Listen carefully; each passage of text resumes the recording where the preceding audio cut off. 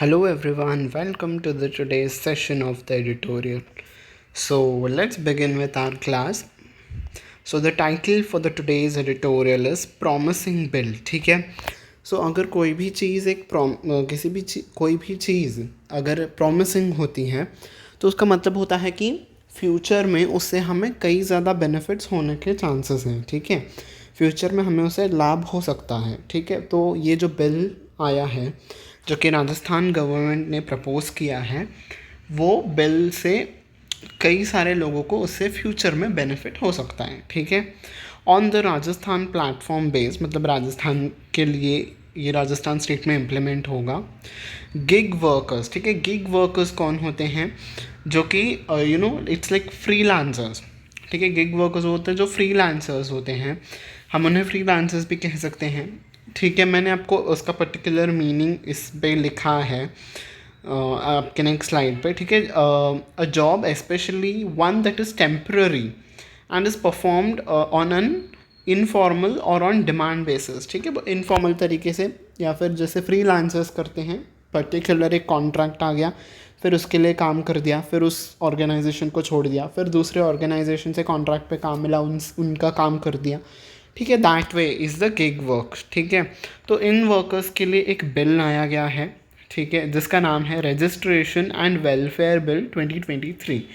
ठीक है, राजस्थान इनिशिएटिव जब भी आप कोई भी एक किसी भी चीज़ को स्टार्ट करते हो. ठीक है, आप किसी भी चीज़ को स्टार्ट करते हो, आप उसके लिए एफर्ट्स लगाते हो, तो उससे हम कहते हैं इनिशिएटिव लेना. तो ये राजस्थान ने जो ये इनिशिएटिव लिया है to set up gig workers welfare board, gig workers के लिए ये जो बिल लाया गया है, इससे क्या होगा? हेराल्ड्स का मतलब होता है ब्रिंग्स, लाना. तो ये इस बिल से क्या चीज़ हम ला पाएंगे? गुड टाइडिंग्स इज़ अच्छी चीज़ें आएंगी इस बिल से. ठीक है, मतलब उन गिग वर्कर्स के लिए अच्छी चीज़ें फ्यूचर में आएंगी. ठीक है, तो इस पैराग्राफ पे जो भी मुझे लगी वोकैबलरी आपको समझाने लायक, मैंने राइट हैंड साइड पे यहाँ पे लिख दिया है, ताकि आप अब जब पढ़ोगे तो लेफ़्ट हैंड साइड से यहाँ पे पढ़ लेना. गिग देखो यहाँ पे आ गया, इससे यहाँ पे मीनिंग इसका समझ लेना है. ठीक है, इट गोज़ विदाउट सेइंग. ठीक है, तो यहाँ से पढ़ के यहाँ पे मतलब समझना आपको आसान हो जाएगा. ठीक है, अब हम आर्टिकल पे स्टार्ट करते हैं. देखो, मैंने ये पर्पल में इसलिए किया है मार्क क्योंकि तो यहाँ पे ग्रामर देखनी है. पहले मैं आपको ये रूल बता देता हूँ ग्रामर का. यह मैंने पर्पल इसलिए किया है क्योंकि तो यहाँ पे देखो मिलियन के पहले नंबर लिखा है. ठीक है, 8 लिखा है ना, तो यहाँ पे मिलियन के साथ एस नहीं आएगा. ठीक है, अगर आप यहाँ पे लिखोगे 8 मिलियंस तो ये गलत हो जाएगा. यहाँ पे मिलियंस नहीं आएगा बिकॉज वहाँ पे उसके पहले नंबर लिखा है. तो उसके पहले जो भी मिलियन हो गया, 1000 हो गया, करोड़ हो गया, तो उसके पहले अगर नंबर आता है, नंबर लिखा हुआ होता है, या फिर आर्टिकल होता है, या फिर वो हाइफनेटेड होता है, ठीक है, तो हम वहाँ पे एस नहीं लगाते हैं. ठीक है, तो वो ग्रामर का रूल मैंने आपको बता दिया. ठीक है, विथ एन एस्टिमेटेड मतलब फिक्स नहीं है, अप्रोक्सीमेशन अप्रोप्रिएटली. ठीक है, approximately 8 million people employed in an industry, 8 million लोग इस इंडस्ट्री में हैं. On the back of the smartphone revolution, on the back मतलब किसी के चीज़ पे डिपेंड होके, तो किस चीज़ पे डिपेंड होके 8 मिलियन लोग इस इंडस्ट्री में हैं? स्मार्टफोन से जो रेवोल्यूशन हुआ है, ठीक है, जो डिजिटलाइजेशन हुआ है, उस चीज़ से जो वर्कर्स आए हैं इस गिग इंडस्ट्री में, वो तकरीबन 8 मिलियन लोग हैं. अप्रॉक्सीमेटली 8 मिलियन, उससे ज़्यादा भी हो सकते हैं, पर अप्रॉक्स 8 मिलियन है. ठीक है, gig work has become a major source of jobs for youth in India. तो मैंने गिग का मीनिंग आपको बता दिया. तो ये जो गिग वर्क है ना, ये जो यूथ है, इंडिया के जो नौजवान हैं, इनके लिए ये बहुत ही एक मेजर सोर्स, अच्छा सोर्स बन गया है इनकम का नौजवानों के लिए इंडिया में. ठीक है, इट गोज़ विदाउट सेइंग का मतलब होता है use to mean that something is obvious. तो ये बात बहुत ही ऑब्वियस ही है कि एक ऐसे देश में, in a country where informal labour, जहाँ पे इनफॉर्मल लेबर और and unemployment have defined the nature of job market in the last decade. ठीक है, डिकेड का मतलब होता है 10 वर्षों की अवधि को हम डिकेड कहते हैं. तो पिछले 10 साल को अगर हम देखें, इस आज के दिन से 10 साल पहले हम देखें तो इंडिया को कैसे डिफ़ाइन किया जाता था. इंडिया का जो जॉब मार्केट है ना, उससे क्या नाम दिया जाता था कि इंडियन जॉब मार्केट है ना, उसमें सिर्फ हमें इनफॉर्मल लेबर्स मिलेंगे और इंडियन जॉब मार्केट में बहुत ही अनएम्प्लॉयमेंट थी. ये एक सीन पिछले 10 सालों में थी, पर इन 10 सालों में अब सिचुएशन अलग सी आ गई है. ठीक है, मतलब प्रोबेबली 2014 से, ठीक है, जब से प्रोबेबली द मोदी गवर्नमेंट आया है. ठीक है, जब से ये डिजिटलाइजेशन एंड ऑल ये चीज़ हुई है. ठीक है, तो पिछले 10 सालों में ऐसी सिचुएशन थी, इंडियन जॉब मार्केट को इनफॉर्मल ऐसे कहा जाता है कि इंडियन जॉब मार्केट में सिर्फ हमें इनफॉर्मल लेबर्स ही मिलेंगी और बहुत ज़्यादा अनएम्प्लॉयमेंट है. तो अब वो सिचुएशन चेंज हो गई है. ठीक है, the gig economy has been a beneficial outlet of employment. तो गिग इकोनॉमी की वजह से, अब गिग इकोनॉमी क्या है? Gig economy is a labour market that relies heavily on temporary and part time positions filled by independent contractors and freelancers rather than full time permanent employees. ठीक है, तो वही जिस इकोनॉमी में गिग वर्कर्स को काम दिया जाता है उस इकोनॉमी को गिग वर्किंग कहते हैं. ठीक है, जिसमें कॉन्ट्रैक्टर्स इंडिपेंडेंट लोगों को काम देते हैं और कोई भी परमानेंट बेसिस पे जॉब नहीं होता है. तो ऐसी इकोनॉमी ने, ऐसे टाइप ऑफ इकोनॉमी ने इंडिया में बहुत सारी एम्प्लॉयमेंट जनरेट की है. ठीक है, आउटलेट ऑफ एम्प्लॉयमेंट, आउटलेट क्या होता है? जहाँ से आपको चीज़ें मिलती हैं. तो इंडिया को क्या चीज़ मिली? इस गिग इकोनॉमी से बहुत ज़्यादा एम्प्लॉयमेंट मिली. ठीक है, this is specially true of youth and migrant workers. तो इस गिग इकोनॉमी से किन लोगों को ज़्यादा फ़ायदा हुआ? और ये जो दिस इज़ ट्रू मतलब ये बात, एम्प्लॉयमेंट मिलने की ये बात किन के लिए ज़्यादा लागू होती है? द यूथ, जो नौजवान हैं, द यूथ हैं, और जो माइग्रेंट वर्कर्स हैं, जो अब एक शहर से दूसरे शहर में काम के लिए, काम को ढूंढते हुए बड़े बड़े शहरों में आ जाते हैं या फिर कोई और शहर में बस जाते हैं. ठीक है, that is called migrant workers. तो उनको इस गिग वर्क से बहुत ज़्यादा एम्प्लॉयमेंट मिली, बहुत ज़्यादा हेल्प मिली. ठीक है, एज दे सीख, क्यों उनको हेल्प मिली? क्योंकि तो एज दे सीख मतलब वो सीख करना, इस वो क्या चाहते हैं? सीख करना इस चाहना. तो वो क्या चाहते हैं? A ready and quick means of securing finances. तो वो चाहते हैं कि आजकल के नौजवान और माइग्रेंट वर्कर्स क्या चाहते हैं? हमें जल्द से जल्द काम मिल जाए. ठीक है, तो इस गिग इकोनॉमी ने, इस गिग वर्क ने उन्हें ये दिया, जल्द से जल्द उनको काम मिल जाता है एंड फ्लेक्सिबल आवर्स भी होते हैं. ठीक है, बस कॉन्ट्रैक्टर हमें कहता है कि भाई देखो 4 दिनों में ना मुझे ये काम आप ख़त्म करके दो. अब वो अपने पे होता है कि आप किस टाइम पे करते हो, सुबह करते हो, दोपहर में करते हो, रात को करते हो. इट्स जस्ट कि आप जब फ्री होते हो आपको बस वो वर्क कंप्लीट करना है और 4 दिनों में एक डेडलाइन होती है. बस जैसे कि कहा गया है 4 दिनों में देना है, तो बस आपको 4 दिनों में वो सबमिट करना होता है. वर्किंग आवर्स फ्लेक्सिबल होते हैं. ठीक है, तो ये बहुत ही हेल्पफुल प्रूव हुआ है गिग वर्क में. ठीक है, तो गिग वर्क में लोगों को अच्छा खासा पैसा भी मिला और फ्लेक्सिबल वर्किंग आवर्स भी मिले. An option used by informal workers. तो ये कौन यूज़ करते हैं? इनफॉर्मल वर्कर्स ये ज़्यादा यूज़ करते हैं.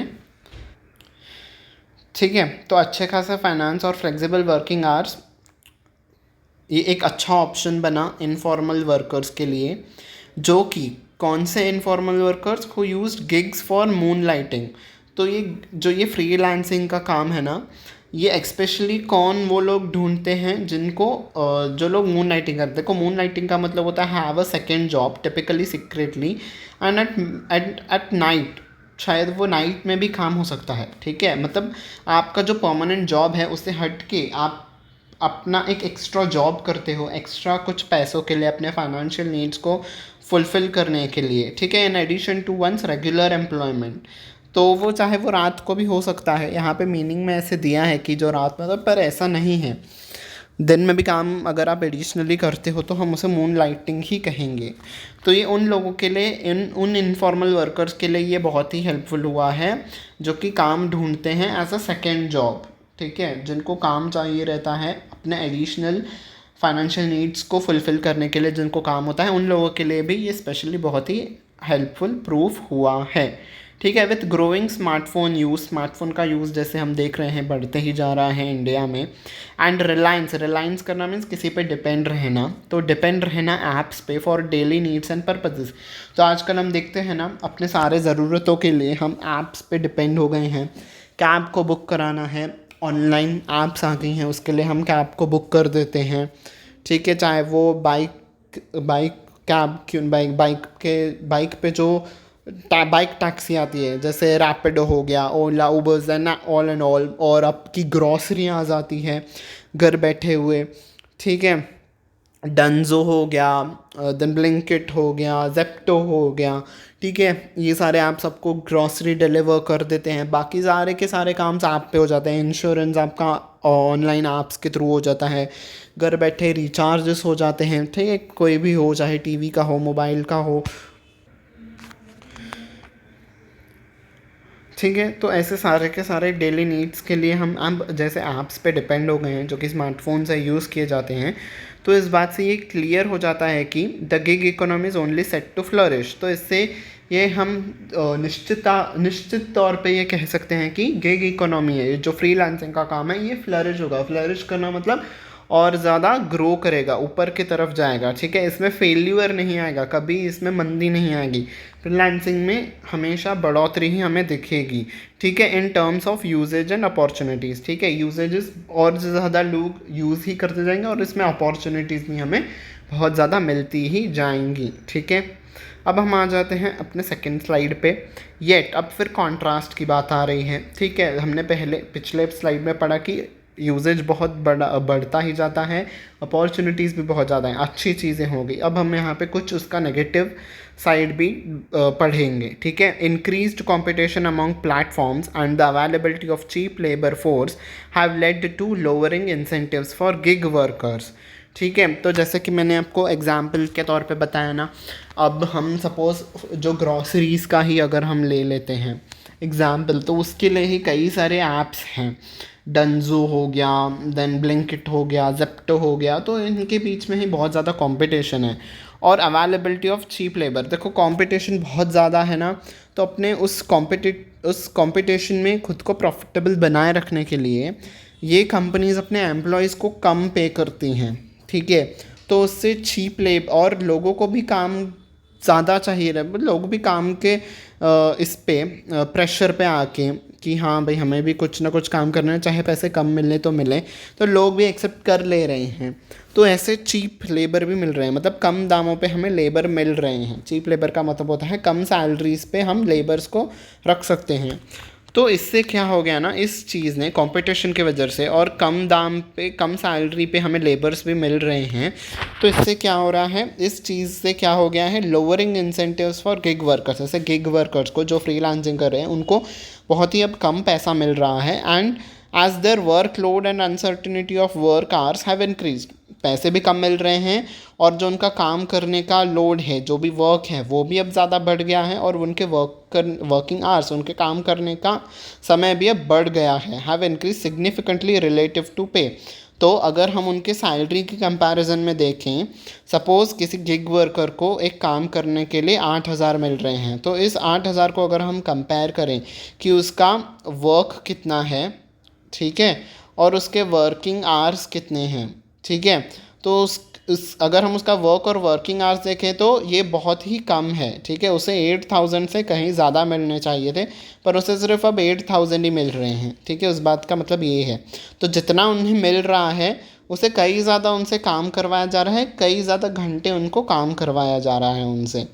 ठीक है, इससे ये प्रॉब्लम हो गई है। ठीक है, which has also become insufficient for many, और जितना उनको पैसा मिल रहा है ना, वो कितने लोगों के लिए तो इनसफिशेंट हो रहा है, वो अपने नीड्स को फुलफ़िल उस मनी से नहीं कर पा रहे हैं।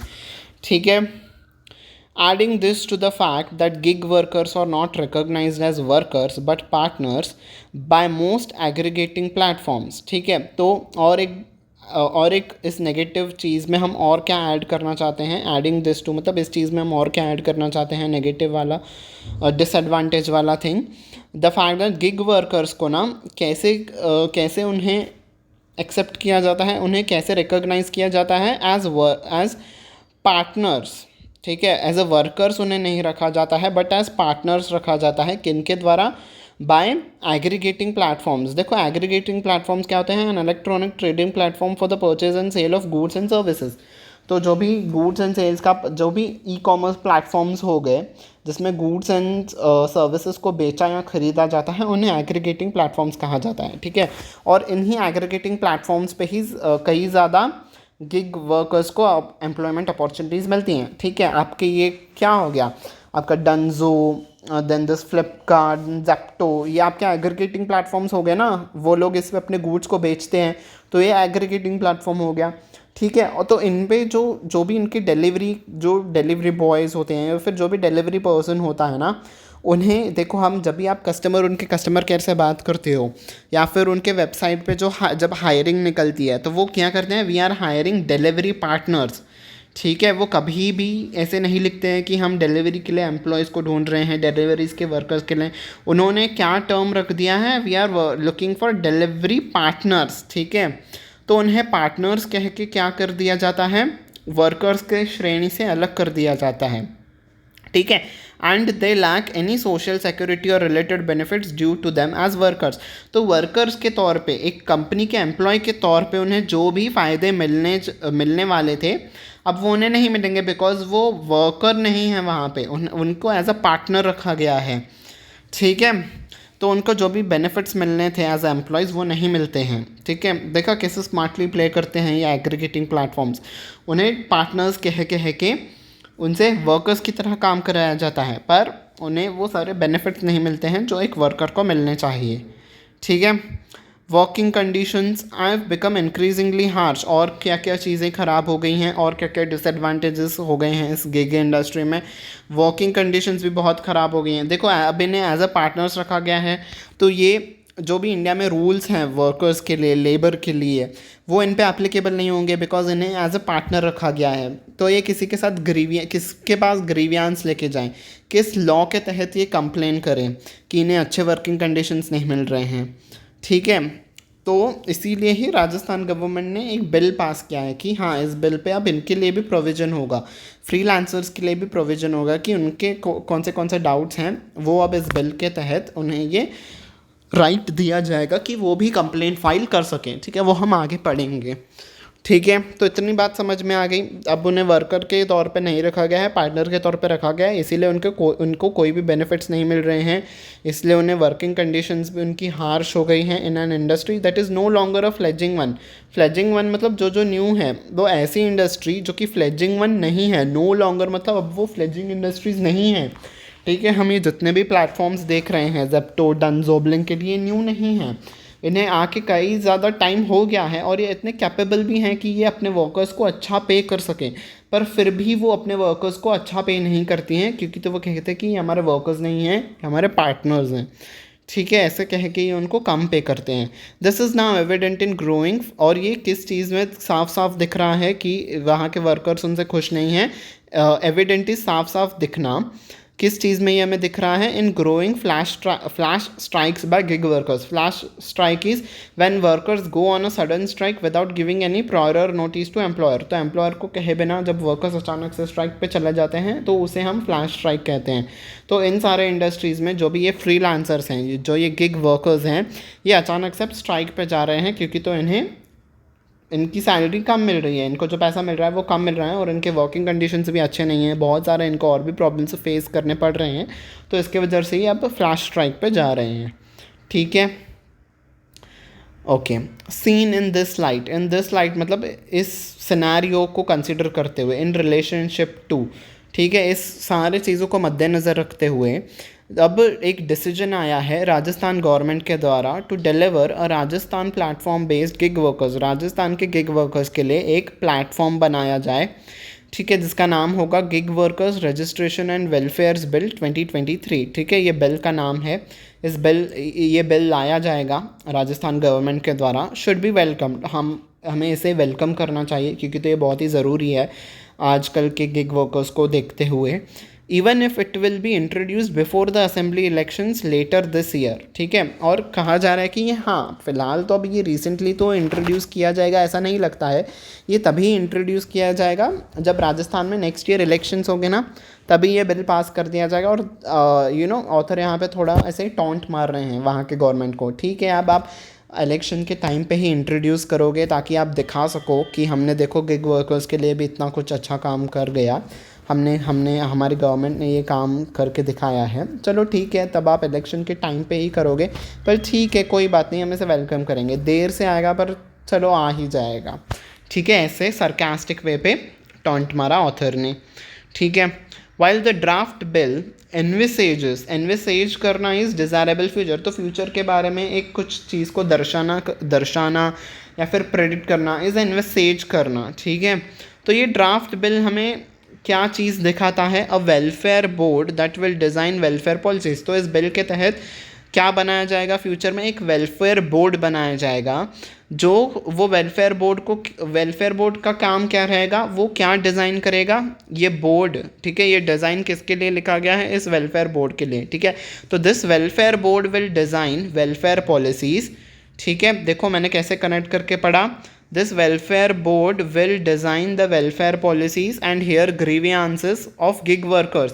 ग्रीवियांस क्या होता है, an official statement of complaint over something believe to be wrong और अनफेयर। तो जो भी चीज़ गलत हुई है उसके बारे में कंप्लेंट करना इज़ ग्रीवियांस करना, ठीक है। तो इस बिल पे एक ऐसी पॉलिसीज़ बनाई जाएंगी जो कि गिग वर्कर्स के लिए बेनिफिशियल हो और उनकी शिकायतें भी सुनी जाएंगी, ठीक है। आज के अब तक के इस टाइम पे ऐसा कोई भी बिल नहीं है, ऐसी कोई भी प्रोविज़न नहीं है जो कि गिग वर्कर्स के ग्रीवियांस को सुना जाए, ठीक है।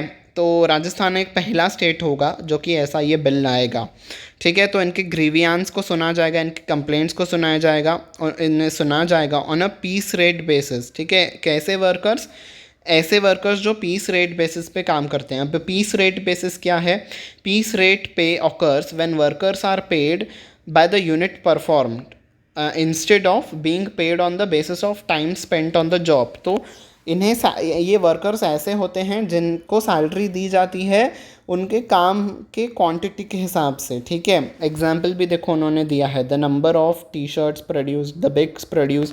तो जितना काम करोगे, जितना ज़्यादा काम उतना ज़्यादा पैसा, कम काम करोगे तो कम पैसा मिलेगा। ऐसा नहीं है कि हाँ सुबह से 6 से 8 बजे आ गए, आप उसमें क्या काम करते हो हम वो देखेंगे ही नहीं, जो फिक्स सैलरीज होती हैं ना, वैसे वाला कॉन्सेप्ट नहीं है। जितना काम ज़्यादा करोगे उतना ज़्यादा पैसा मिलेगा। तो ऐसे वर्कर्स की ग्रीवियांस सुनने के लिए एक प्लेटफॉर्म बनाया जाएगा, that the specificities of the policies, ठीक है। और क्या ये डिज़ाइन करेगा, स्पेसिफिकिटीज़, ठीक है। स्पेसिफिसिटीज़ का मतलब क्या होता है, स्पेसिफिकली क्या क्या चीज़ होंगी, क्या क्या पॉलिसीज़ होंगी, ऑफ द उन पॉलिसीज़ की क्या स्पेसिफिकिटीज़ होंगी, मतलब क्या क्या चीज़ें उस पॉलिसी में इंक्लूड किए जाएंगे, वो भी यही वेलफेयर बोर्ड बनाएगा। And how they might benefit the workers are still unclear.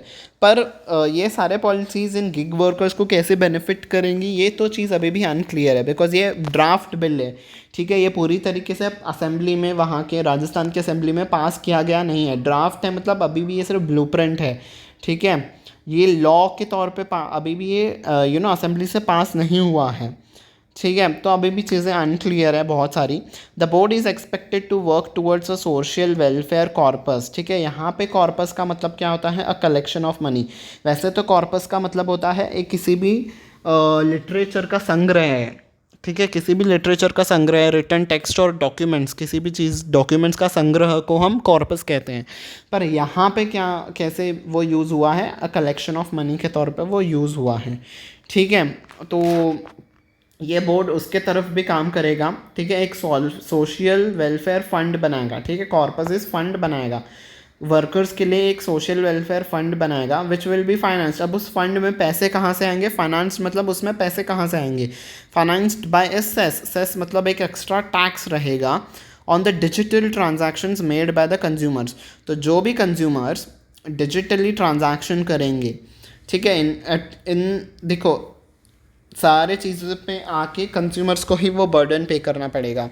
मैं आपको ये चीज़ एग्जांपल से समझाता हूँ, ठीक है। अब आप डंजो से कोई भी चीज़ ऑर्डर करते हो तो आप उसका पेमेंट डिजिटली करते हो, ठीक है, यूपीआई से या फिर नेट बैंकिंग से आप पेमेंट करते हो, ठीक है। तो उस पर एक एक्स्ट्रा कुछ सेस लगाया जाएगा, एक्स्ट्रा टैक्स लगाया जाएगा, ठीक है। और वो टैक्स कहाँ पे जाके जमा होगा, इस सोशल वेलफेयर फंड में जमा होगा, जो और ये फंड किसके लिए यूज़ होगा, इन गिग वर्कर्स के लिए, बेनिफिट उनके उनके डेवलपमेंट के लिए ही यूज़ होगा, ठीक है। तो जब जब उन प्लेटफॉर्म्स पे डिजिटली पेमेंट कोई भी करेगा तो उस पर एक टैक्स लगाया जाएगा, एक सेस लगाया जाएगा, जो कि और वो पैसा इस फंड में जाके जमा होगा, ठीक है, सोशल वेलफेयर फंड में जमा होगा, जो कि गिग वर्कर्स के डेवलपमेंट के लिए काम में लाया जाएगा, ठीक है। On the platforms utilise the gig work labour, ठीक है। जो भी प्लेटफॉर्म्स गिग वर्क का यूज़ कर रहे हैं अपने अपने काम को करने के लिए, ठीक है, जैसे डंजो हो गया, ये हो गया, तो जो भी गिग वर्कर्स को रख रहे हैं वो सारे लोग को ऐसा शायद कंपल्शन होगा कि वो एक ऐसा सोशल वेलफेयर फंड बनाएं अपने वर्कर्स के लिए। और इनमें पैसा कहाँ से आएगा, कंज्यूमर्स जब भी डिजिटली पे करेंगे तो उसमें से एक पर्टिकुलर सेस यहाँ पे जाके अमाउंट उसमें से जमा हो जाएगा, ठीक है। This is schema. स्कैमा का मतलब होता है मॉडल। ये जो मॉडल है ना कि लोगों से ही, हम कंज्यूमर से ही पैसा लाएंगे, पैसा इस फंड में डालेंगे, ये इज़ नॉट अनफेमिलियर। अनफेमिलियर मतलब ये न्यू नहीं है, ठीक है। देखो यहाँ पे नॉट और अन, नेगेटिव नेगेटिव कैंसिल हो जाएगा, ठीक है। तो अब हम इसे कैसे पढ़ेंगे, नॉट, ये नॉट कैंसिल हो गया, ये अन कैंसिल हो गया, ठीक है, ये नॉट और अन कैंसिल हो गया। दिस स्केमा इज़ फेमिलियर, अब हम इसे ऐसे पढ़ेंगे, ठीक है। तो जब भी दो नेगेटिव वर्ड्स आएंगे तो नेगेटिव नेगेटिव कैंसिल हो जाएगा, ठीक है। So this model is familiar. तो ये पहले भी कहीं पे और जगह पे यूज़ हो चुका है।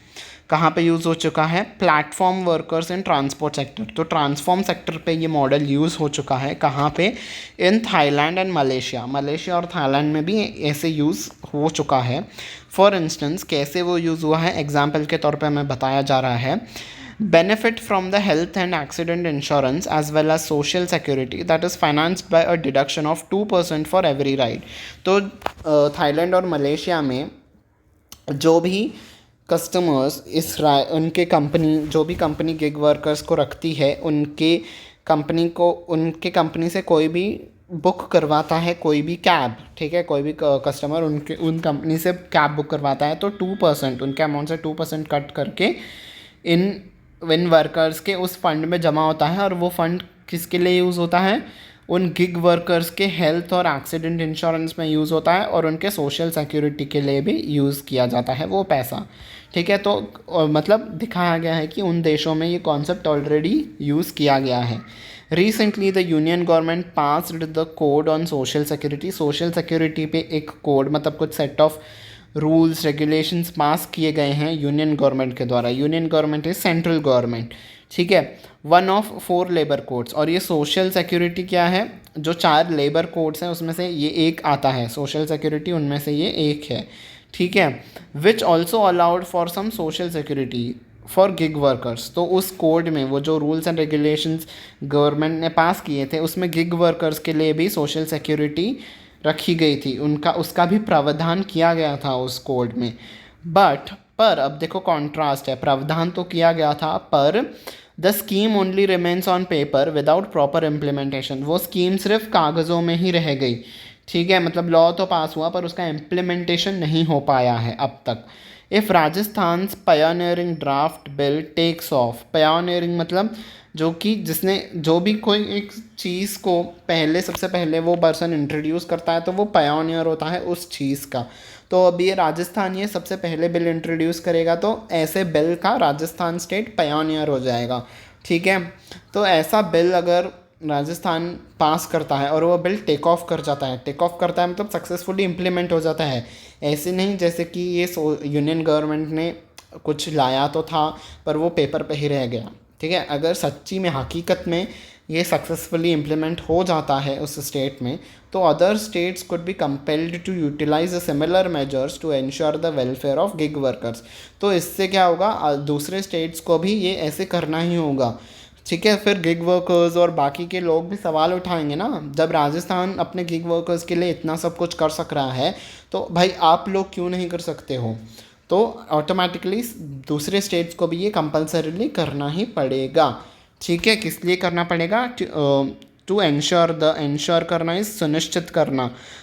क्या चीज़ को सुनिश्चित करना है? वेलफेयर को, गिग वर्कर्स के वेलफेयर को सुनिश्चित करने के लिए दूसरे स्टेट्स को भी ये बिल को लाना ही पड़ेगा अपने स्टेट्स में। ठीक है, so this was it for the today's article. तो अब हम टोन को डिस्कस करते हैं। ठीक है, स्टार्टिंग में तो इन्फॉर्मेशन दी गई थी कि गिग वर्कर्स कौन होते हैं, गिग इकोनॉमी क्या होता है, कैसे सब चीज़ें वर्क करती हैं, तो फ्रीलांसिंग के बारे में वो सब कुछ बताया गया था। पर आगे आगे जैसे हमने देखा, सब कुछ एनालाइज करके बताया गया कि ऐसे यूनियन गवर्नमेंट ने कुछ लाया था पर वो इम्प्लीमेंट नहीं हुआ। राजस्थान अब एक बिल को ला रहा है, पॉलिसी, एक वेलफेयर बोर्ड रहेगा, एक कॉर्पस ऑफ फंड रहेगा जो कि यूज़ किया जाएगा वर्कर्स के लिए। फिर हमें बताया गया कि थाईलैंड और मलेशिया में भी ये मॉडल यूज़ किया गया है। ठीक है, तो पूरा का पूरा एनालाइज किया गया आगे। So analytical will be the tone. ठीक है, आज की टोन क्या होगी आपकी? एनालिटिकल। ठीक है, analytical is the tone of the today's article. ठीक है, अब हम आ जाते हैं वोकैबुलरी टेस्ट पे। इन सारे वर्ड्स का मीनिंग मुझे आपको कमेंट सेक्शन में लिख के बताना होगा ताकि आपको लंबे समय तक इन वर्ड्स की मीनिंग्स आपको याद रहें। ठीक है, गिग इज जो कि फ्रीलांस के तरह काम करता है।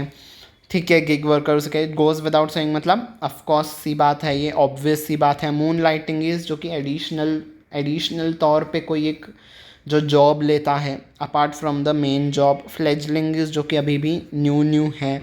फ्लैश स्ट्राइक इज अचानक से स्ट्राइक पे जाना। एनविसेज कर रहा है, इस फ्यूचर के बारे में कुछ बताना। ठीक है, now here is your question for the, here is your topic for the today's essay. ठीक है, तो आपको आज ऐसे लिखना है, write an essay on the situation of gig workers in India. तो गिग वर्कर्स की क्या सिचुएशन है इंडिया पे, आपको उसे उस पर लिखना है। ठीक है, मैं आपको आज थोड़े टिप्स देता हूँ ऐसे के ऊपर कि कैसे ऐसे लिखा जाता है। देखो, कभी भी आप जब भी ऐसे लिखोगे ना, पहले उस टॉपिक के थोड़ा उस टॉपिक के बारे में आपको इंट्रोडक्शन लिखना होता है। देखो, उसके बाद ना आपको एक चीज़ ध्यान रखनी है, जो भी आपको टॉपिक दिया जाता है ना, आप ना ही उसके फॉर में बोलोगे ना ही उसके अगेंस्ट बोलोगे। मतलब उसके एडवांटेजेस और डिसएडवांटेजेस आप डिस्कस करोगे, पर आपको ऐसे क्लियरली नहीं लिखना है कि हाँ मैं इस चीज़ को सपोर्ट करता हूँ, ये चीज़ बहुत ही अच्छी है, या फिर ये चीज़ बहुत ही ख़राब है, मेरे हिसाब से तो ये चीज़ बहुत ख़राब है। ऐसे सारे चीज़ें आप लिखोगे ना तो आपको बिल्कुल भी मार्क्स नहीं मिलेंगे। आपको बिल्कुल भी न्यूट्रल रह के सारी चीज़ों को लिखना है कि हाँ हमने एनालाइज करने पे हमें ये एडवांटेजेस दिखे, ये डिसएडवांटेजेस दिखे। ठीक है, तो जैसे कि आज का टॉपिक है, तो you can take the help from the today's article. ठीक है, आप इस पर कुछ पॉइंट्स लिखोगे, ये सारे एडवांटेजेस हैं गिग इकोनॉमी के, ये सारे डिसएडवांटेजेस हैं, एंड लास्ट में आप ऐसे कंक्लूड करोगे कि हाँ still India is in a long way. ठीक है, it is still it's a long way to go for the gig workers. ठीक है, आप ऐसे लिख के कंक्लूड करो, it is a long way to go for the gig workers. मतलब और भी अभी भी बहुत सारी चीज़ें करनी बाकी हैं गिग वर्कर्स के लिए। आप ऐसे कुछ भी नहीं लिखोगे कि इंडिया में तो ऐसा कुछ होता ही नहीं है, दूसरे कंट्रीज़ में होता है, मैं ऐसे सपोर्ट करता हूँ, ऐसे कुछ भी नहीं लिखना है। न्यूट्रल वे पे रह के ऐसे को लिखना है। ठीक है, तभी आपको अच्छे से मार्क्स मिलेंगे। ठीक है, okay, so this was it for the today's session. Hope you have liked it. If you have liked it, don't forget to hit on the like button पे press कर दो, and if you have liked it, don't forget to share it with your friends. ठीक है, अपने friends के साथ भी ज़रूर शेयर करना, चाहे वो किसी भी एग्ज़ाम्स के प्रिपरेशन कर रहे हों, उनके लिए ये सेशन बहुत ही हेल्पफुल रहेगा। So don't forget to share it. Also share करने के बाद don't forget to hit on the subscribe button पे भी प्रेस कर देना, and also don't forget to press on the bell icon. ठीक है, इस बेल आइकन पे आप जब प्रेस करोगे तो सारे के सारे नोटिफिकेशंस आपको टाइम टू टाइम मिलते रहेंगे। ठीक है, so I will be now winding up, and until we meet next time, bye bye everyone and take care.